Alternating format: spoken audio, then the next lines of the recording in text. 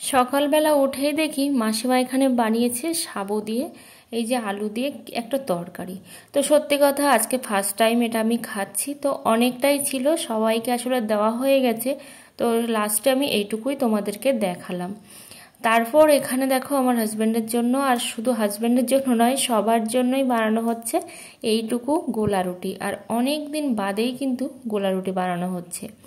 আর এই দিকে উনুনের অবস্থাটা একবার দেখো, মানে এতটাই খারাপ সিচুয়েশান যে তোমাদেরকে কি বলবো। যারা গ্রামে বাস করে তারাই কিন্তু একমাত্র জানে যে এই উনুনে রান্না করা কতটা ডিফিকাল্ট। কারণ উনুনে কিন্তু রান্নাটা গরমকালের দিকে খুব ইজিলি হয়, খুব তাড়াতাড়ি হয়, যেটা কিন্তু বর্ষাকালে হয় না। তো এতটাই কষ্ট হচ্ছে, কতবার যে উনুনটা ধরাচ্ছি সেটা তোমাদেরকে আমি বলে বোঝাতে পারবো না। মিনিমাম আমি আধা ঘন্টা ধরে কিন্তু এই কাজটা করেই যাচ্ছি, কিন্তু কোনো রকমভাবে কোনো কিছুই করতে পারছি না। আর সব কিছুই কিন্তু ভিজে, এই দেখো ধরে উঠছে আবার কিন্তু অফ হয়ে যাচ্ছে। Hello everyone, good morning. আমি অনুমিতা, ব্লগার অনুমিতাতে তোমাদের সবাইকে জানাই অনেক ভালোবাসার অনেক স্বাগত। আই হোপ তোমরা খুব ভালো আছো, সুস্থ আছো, আর আমি মোটামুটি ভালো আছি তোমাদের ভালোবাসা আর আশীর্বাদে। তো এইভাবে তোমরা আমার পাশে থেকো, আমার সাথে থেকো, আর যেভাবে আমাকে ভালোবাসা দিয়ে যাচ্ছ, তোমাদের ভালোবাসা ছাড়া সত্যি আমি সামনে কিন্তু এগোতে পারবো না।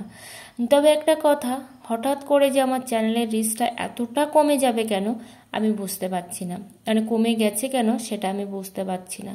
ওই যে একটা জিনিস জানো তো, অনেক সময় কিন্তু মানুষের খারাপ নজরও খুব খারাপ জিনিস। যখন প্রথম থেকে আমার চ্যানেলটা আমি রানিং করেছিলাম, খুব অল্প সময়ের মধ্যে কিন্তু খুব ভালো গ্রো করেছিল আমার চ্যানেলটা।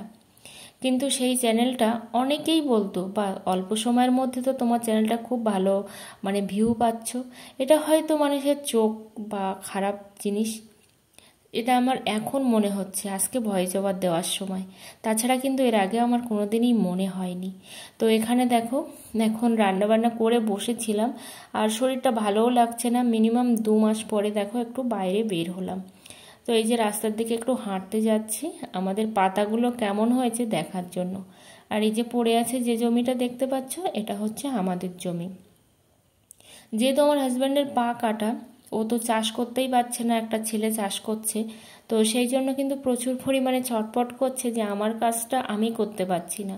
কারণ গত বছর 3 চাষ দেওয়া হয়েছিল, আর তার ফলে কিন্তু আমাদের আর পরের লেবার লাগাতে হয়নি বাছানোর জন্য।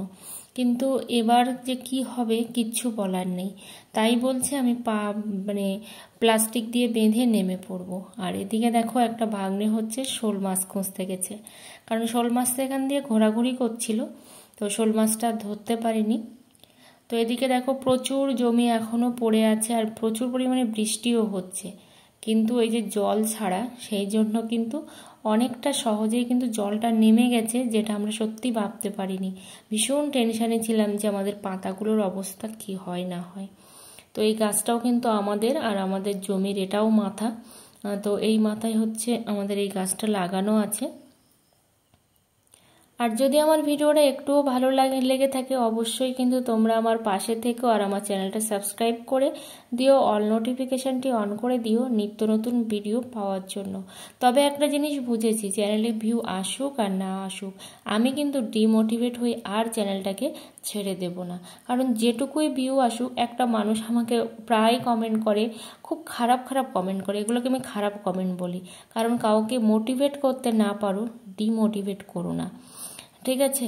তো আমার চ্যানেলে ভিউ আসুক আর না আসুক, 5টা আসুক 10টা আসুক, আমি সেটাতেই কিন্তু ভিডিও বানিয়ে যাব। কারণ আমি প্রথম দিন থেকে ভেবেছিলাম যে আমার চ্যানেলে ভিউ না আসলেও আমি ভিডিও করে যাব, কারণ আমি ভিউয়ের আশা করব না। যেদিন ভগবান দেবে সেদিন হবে, কারণ ভগবানের ইচ্ছা ছাড়া কোনো কিছুই কিন্তু হয় না। তাই কিন্তু সেইভাবে আমার চ্যানেলে ভিউ এসেছিল। আবার আমার নিজের ভুল, অনেক দিন ভিডিও দিইনি, যার জন্য কিন্তু আমার চ্যানেলটা ড্রপ হয়ে গেছে। তবুও কিন্তু আমি চ্যানেলটাকে ছাড়বো না, এটা সবার উদ্দেশ্যেই বলছি। ভিডিওতে ভিউ আসুক আর না আসুক, আমি কিন্তু ভিডিও করে যাব। আর তার ফলে আমার যাই হওয়ার হয় হবে, আমার ভিউ আসুক আর না আসুক তাতে আমার কোনো যায় আসে না। কারণ এই করে করে আমার 3টে মনিটাইজেশন চ্যানেল কিন্তু আমি নষ্ট করে ফেলেছি, আর সেটা আমি আর করতে চাই না। তো কোনো কিছু আশা করাটাও ঠিক নয়, কারণ সবার জন্য সব কিছু হয় না। তো ওখানে দেখো শোল মাছটা ধরার চেষ্টা করলো, জাল ফেলেও কিন্তু হলো না। আসলে শোল মাছ তো খুব বুদ্ধিমান। তো অনেক দিন বাদে এই যে সবার সঙ্গে রাস্তায় বসে একটু গল্প করছি, বেশ ভালো লাগছে। তো এখানে থেকে এবার বাড়ি যাব আমি, কারণ অনেকটাই বেলা হয়ে গেছে, 11:30 অলরেডি বাজে। তো এবার আমি বাড়ি চলে যাব, বাড়ি গিয়ে তারপর আবার ভোগ দিতে হবে, আর অনেকটাই দেরি হয়ে গেছে। আসলে খুব বেশি রোদ্দুর নেই, কিন্তু এতটা পরিমাণে মানে একটা তাপ বের হচ্ছে যে আমার চোখের যেহেতু প্রবলেম, আমি কিন্তু ঠিক করে তাকাতে পাচ্ছি না। তো চলো বাড়ির দিকে যাওয়া যাক, আর আমাদের সুন্দরবনের সামান্য প্রত্যন্ত গ্রাম তোমাদেরকে অল্প একটু একটু করে দেখাতে থাকি।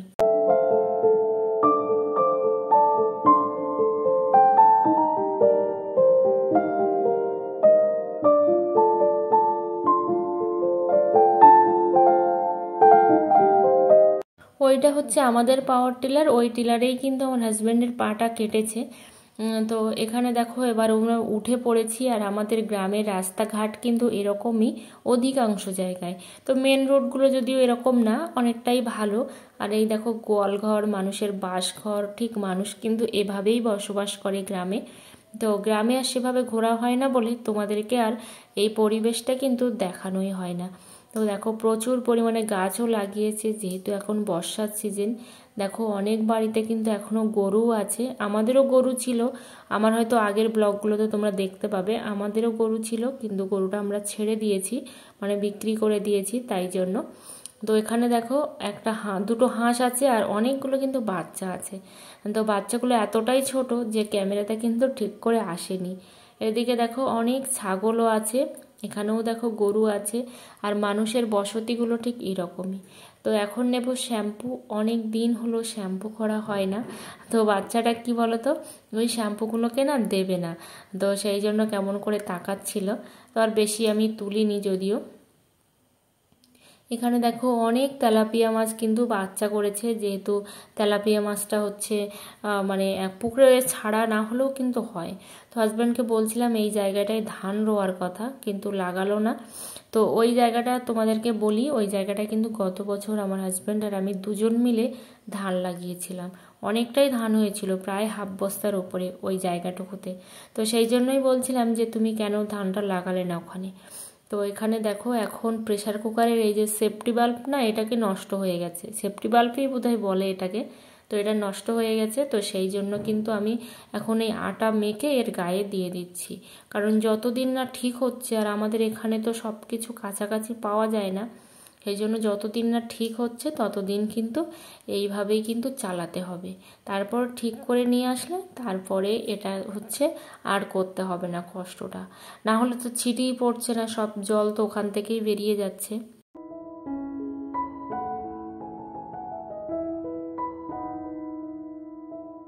এখন সন্ধ্যার একটু আগের মুহূর্ত, তো এখন আমি হচ্ছে পেঁয়াজ কাটছি, কারণ রান্না করার মতো সত্যি তেমন কিছুই নেই। তো সেই জন্য ডাল বসিয়েছে মাসিমা ওদিকে, আর আমি এদিকে পেঁয়াজটা কেটে দিচ্ছি, যাতে করে ডালের পাতে একটু হলেও পেঁয়াজি খাওয়া যায়। তো সেই কারণের জন্যই কিন্তু এখানে আমি পেঁয়াজটা কুচে দিলাম। এই যে দেখো কুচবো এখন, মানে কেটে দেব।